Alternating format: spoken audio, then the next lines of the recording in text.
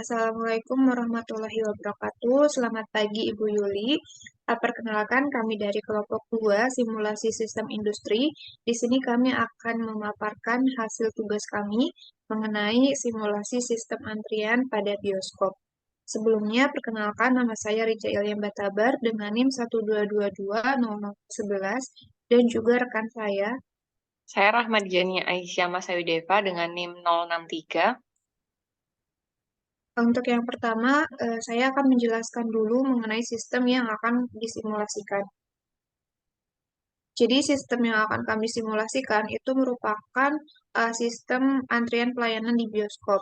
Bioskop sendiri itu merupakan sebuah tempat yang menyajikan hiburan berupa tayangan film keluaran terbaru dengan menggunakan teknologi dalam pemutarannya.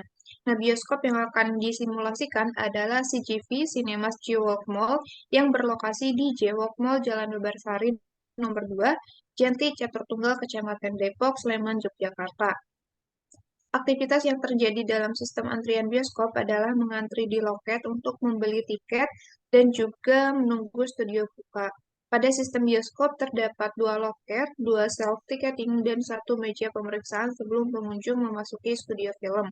Selain itu, terdapat juga meja tempat pengunjung untuk makan ataupun menunggu film dimulai. Baik, selanjutnya adalah penjelasan mengenai gambaran sistem yang kami buat melalui software ProModel. Di sini merupakan layout dari sistem bioskop yang kami gambarkan, di mana di sini ada pintu masuk, kemudian ada meja tunggu, ada loket 1 dan loket 2, kemudian ada self-ticketing 1, self-ticketing 2, dan ada loket pemeriksaan. Di sini untuk loket 1, loket 2, self-ticketing 1, self-ticketing 2 mempunyai kapasitas sebesar 2. Kemudian untuk pintu masuknya kapasitasnya infinite karena pintu masuk tidak mempunyai batasan kapasitasnya. Artinya berapapun itu dapat terpenuhi. Kemudian untuk loket pemeriksaannya mempunyai kapasitas sebesar 2. Untuk meja tunggunya itu sebesar 4 orang dengan jumlah sebanyak 4 meja. Kemudian lanjut ke bagian processing. Maaf, sebelumnya masuk ke entitasnya. Di sini entitasnya adalah pengunjung. Kemudian untuk arrival-nya sendiri di sini juga pengunjung, di mana lokasi pertama yang dikunjungi oleh pengunjung adalah pintu masuk, di mana di sini occurrence-nya sendiri infinite karena dalam sehari kita tidak tahu berapa jumlah pengunjung yang akan mengunjungi bioskop. Kemudian untuk frekuensinya sendiri adalah distribusi eksponensial yang telah kami hitung sebelumnya. Kemudian di sini kami juga menggunakan variabel untuk menghitung banyaknya jumlah pengunjung yang berhasil dilayani pada suatu lokasi. Kemudian untuk kemudian di sini kami juga menggunakan fungsi rute, di mana didefinisikan pada fungsi user distribution, di mana di sini kami menggunakan 3 distribusi, yaitu distribusi 1 dengan nilai persentase 40%, 30%, 20%, dan 10%. Kemudian untuk distribusi 2 itu 60% dan 40%, distribusi 3 itu 25%, 25%, 15%, dan 35%. Kemudian selanjutnya masuk ke processing. Di sini ada 7 proses yang dilalui oleh entitas. Yang pertama adalah entitas ketika berada di pintu masuk. Selanjutnya menggunakan fungsi rute, di mana di sini ada 4 kemungkinan lokasi yang akan dikunjungi oleh pengunjung. Yang pertama adalah loket 1, yang kedua loket 2, yang ketiga self-ticketing 1, dan yang keempat self-ticketing 2. Di mana untuk setiap dari suatu lokasi ke lokasi selanjutnya itu terdapat waktu mobilisasinya, yaitu untuk loket 1 sebesar 0,5 menit, kemudian loket 2 juga sebesar 0,5 menit, untuk ke self ticketing 1 sebesar 0,15 menit dan untuk ke self ticketing 2 juga 0,15 menit. Lalu semisal pengunjung mengunjungi loket 1, maka akan ada 2 kemungkinan, lokasi selanjutnya yang akan dikunjungi oleh pengunjung. Yang pertama loket pemeriksaan dan kedua, meja tunggu. Di sini selama di loket 1 pengunjung, menunggu sebesar distribusi eksponensial yang telah kami hitung sebelumnya, kemudian untuk pendistribusiannya menggunakan, fungsi distribusi 2. Kemudian apabila ke loket 2 itu juga sama seperti loket 1, hanya saja waktu tunggunya itu berbeda. Nah, ini juga sudah kami hitung sebelumnya dengan menggunakan Stadfit. Kemudian untuk self ticketing 1 di sini ada 4 kemungkinan yang akan dikunjungi pengunjung setelah dari self ticketing 1 maupun self ticketing 2, yaitu yang pertama loket 1, yang kedua loket 2, yang ketiga meja tunggu, dan, yang keempat adalah loket pemeriksaan. Di sini, pengunjung setelah mengunjungi self ticketing 1 ke loket 1 ataupun loket 2 itu dengan tujuan untuk membeli snack atau makanan maupun minuman. Kemudian, untuk self ticketing 2 juga sama. Di sini hanya berbeda pada waktu tunggunya. Di sini untuk waktu tunggu yang pada self ticketing 1 maupun 2 itu menggunakan, distribusi log normal yang telah kami hitung juga sebelumnya dengan menggunakan rute fungsi distribusi 3. Kemudian untuk meja tunggunya di sini kami asumsikan bahwa menunggu selama 5 menit sebelum memasuki loket pemeriksaan. Kemudian, yang terakhir adalah ketika di loket pemeriksaan itu juga kami asumsikan sebesar 0,15 menit, di mana di sini 0,15 menit, waktu maksimal yang mungkin dilakukan oleh si operator. Dan, kunjungan terakhir dari pengunjung adalah exit atau sudah memasuki studio bioskop. Kemudian untuk running programnya sendiri,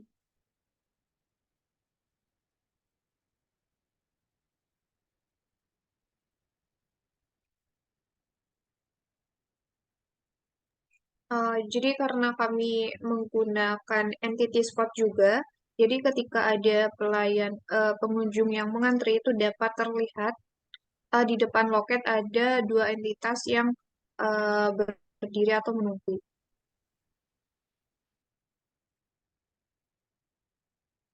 kemudian, langsung lanjut ke hasilnya.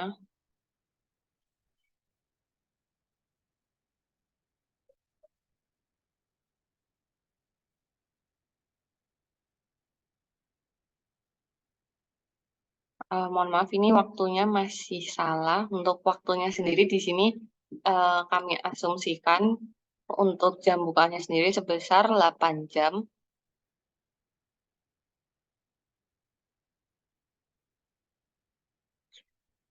Berdasarkan simulasi yang telah dilakukan, didapatkan hasil bahwa, selama 8 jam buka, bioskop tersebut, mampu melayani 421 pengunjung dengan total menunggu sebesar 14,04%. Kemudian selanjutnya, membangun skenario, di mana skenario ini ditujukan untuk mengurangi waktu antrian di sini. Untuk skenario pertama yang kami buat adalah dengan menambah jam buka dari bioskop, yaitu dari 8 jam menjadi 9 jam.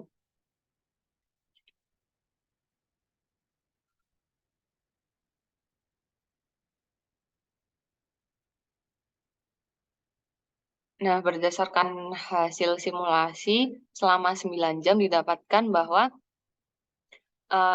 bioskop dapat melayani sebesar 470 pengunjung dengan, waktu tunggu di sini 13,16%, di mana di sini, ada pengurangan persentase waktu tunggu dari pengunjung dari yang semula 14,04% menjadi 13,16%.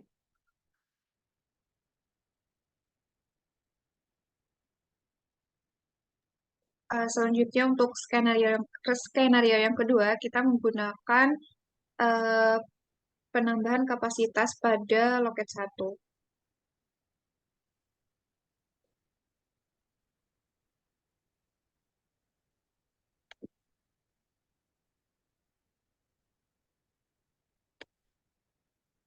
Nah, di sini kami menggunakan SIM runner, tapi sebelumnya kita menggunakan makros terlebih dahulu. Pada makros di sini ada beberapa yang perlu diinputkan, yaitu ID, teks, dan juga option, di mana ID ini kita menggunakan @_locate. Sebenarnya untuk penamaan ini tidak ada aturan khusus, asalkan nanti disesuaikan dengan uh, yang akan kita ubah. Nah, kemudian untuk teks sendiri ini diisi dengan jumlah kapasitas yang diinginkan, penambahan yang diinginkan. Kemudian untuk option kita pilih RTI, define, dan juga numeric range dari 3 sampai 5. Nah, nanti sistem akan membaca mana hasil yang terbaik antara 3 sampai 5 ini. Setelah menambah makros, kemudian kita mengubah location karena tadi yang akan kita ubah itu kapasitas. Jadi untuk yang diubah di sini adalah kapasitas dengan pengubahan sendiri itu disesuaikan dengan ID yang sudah kita buat di makros tadi. Setelah itu di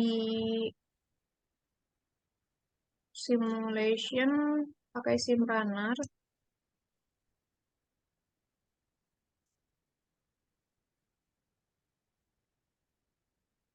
Nah, ini tadi sebenarnya sim runner-nya sudah dijalankan.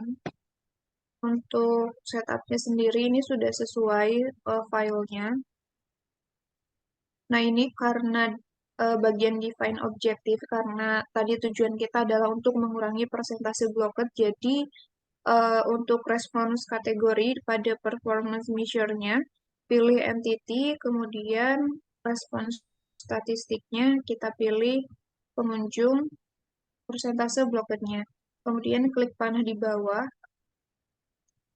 kemudian pilih minimasi karena persentase bloket itu harus diminimalkan. Kemudian kita klik next. Selanjutnya ini sudah terinput ke bawah. Kemudian pilih data type-nya itu integer. Kemudian next. Nah, di sini number of test replication-nya 25. Nah, ini untuk hasilnya. Kita running dulu program yang sudah menggunakan skenario penambahan kapasitas. Kita tunggu sampai runningnya itu sampai 25.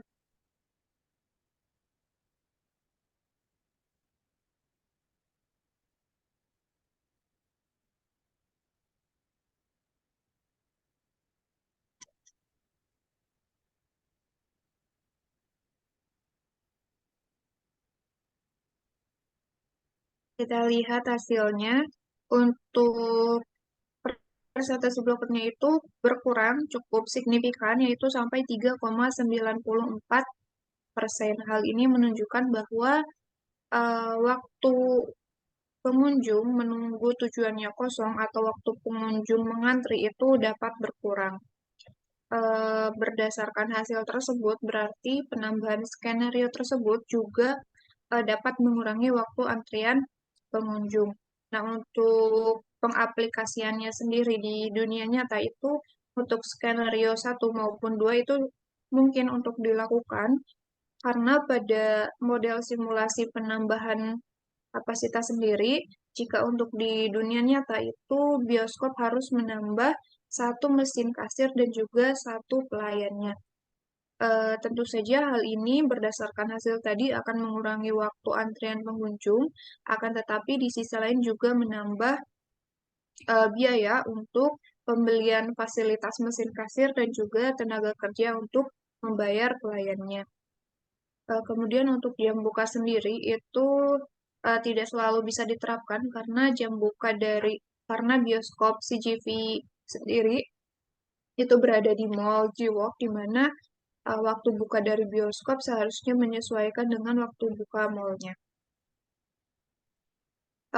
Dan jika berhasil diterapkan pun, persentase pengurangan waktu menunggunya hanya sekitar 1% saja, tidak sebesar skenario penambahan kapasitas.